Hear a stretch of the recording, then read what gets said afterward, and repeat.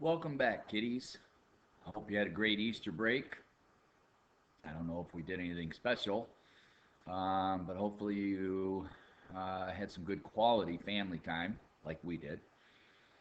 So, we're into our next week of homeschool. Um, let's jump right into 8.5 angles of elevation and depression, our next topic, using our sine, cosine, tangent, and their inverses. So when we look at angles of elevation and depression, really, it's nothing more than what we're looking at. It is our angle and our sight line of looking up or our sight line of looking down. That's our angle of depression, downward, elevation, upward. So when we are looking at items and being able to solve different types of problems, we really just have to use those ideas. Am I looking up? Am I using looking down? And what do they give me?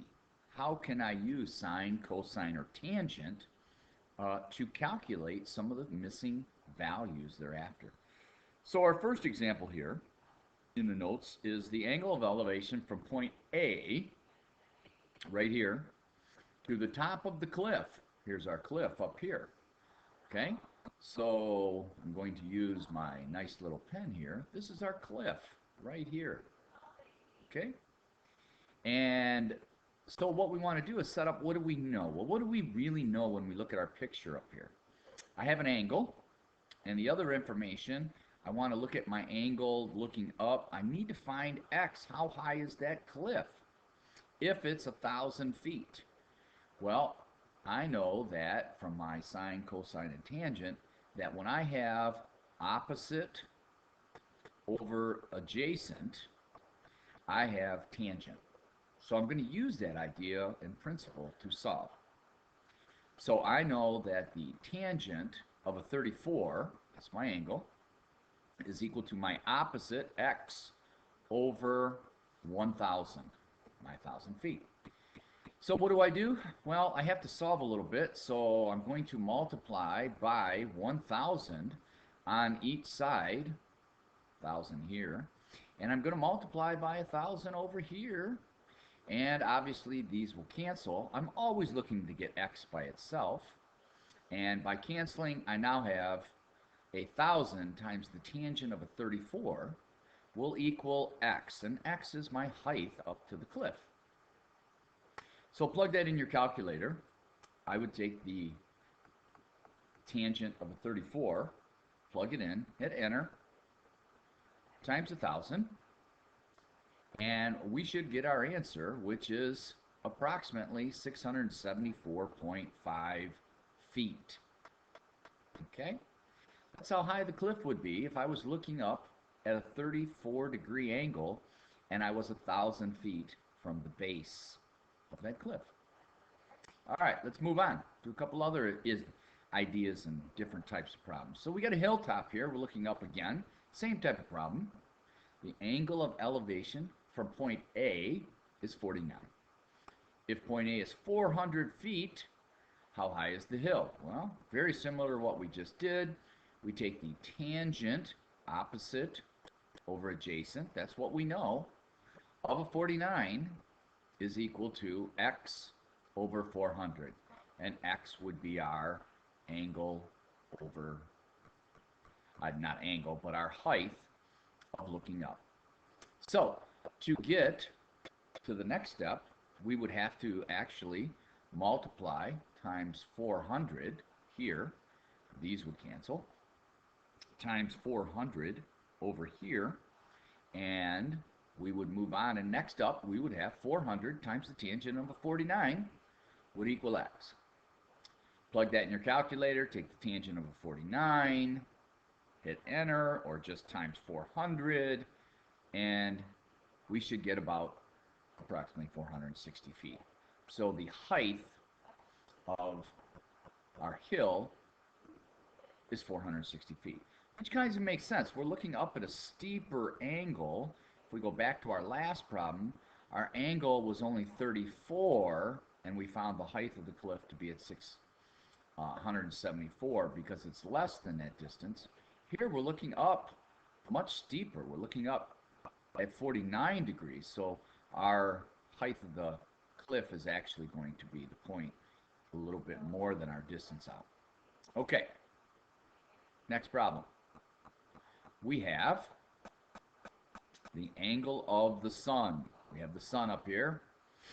Looking down, it's casting this shadow, hits this pole that is 12.5 meters high. And it casts this shadow of 18. So what do I have here? Well, I obviously have formed a triangle, but I have an unknown angle. Well, I can't really use my sine, cosine, tangent. I'd love to be able to use tangent, and if I knew these two.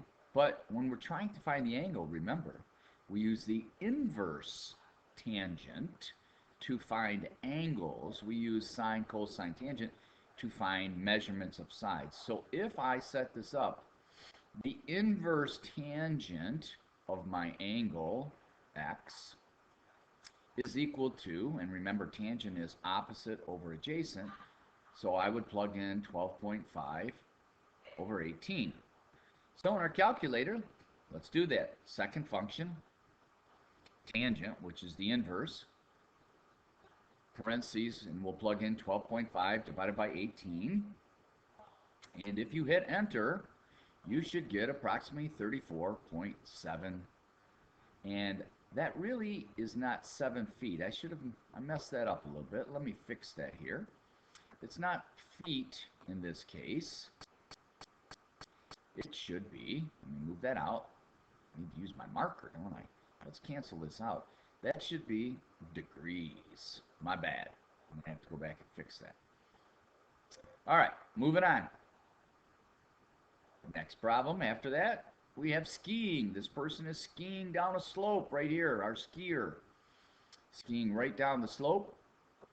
The ski run is 1,000 yards long. That means the hypotenuse of our triangle is 1,000 yards. And with a vertical drop of 208 yards, that means from the top of the hill to the base where the skier is going to get to is 208. Find the angle of depression from the top of the ski run. So remember, elevation would be looking up and depression would be looking down. The skier is going to be looking down. So what angle is that skier on? That's really our angle right here. So really what we need is a couple of things. If we're going to use that 1,000 and trying to find our angle here, we know that 208, the height over here, if I were to draw a nice parallel to our base, I know that on the other side that this is also 208. So now I have my angle here, I have my opposite over the hypotenuse. I can use sine, okay? So I'm going to use the inverse sine because we're trying to find the angle. So the inverse sine of my angle is equal to 208 opposite over hypotenuse. Plug that in your calculator. Remember, second function, sine. 208 divided by 1,000. Hit enter. And we should get about 12 degrees.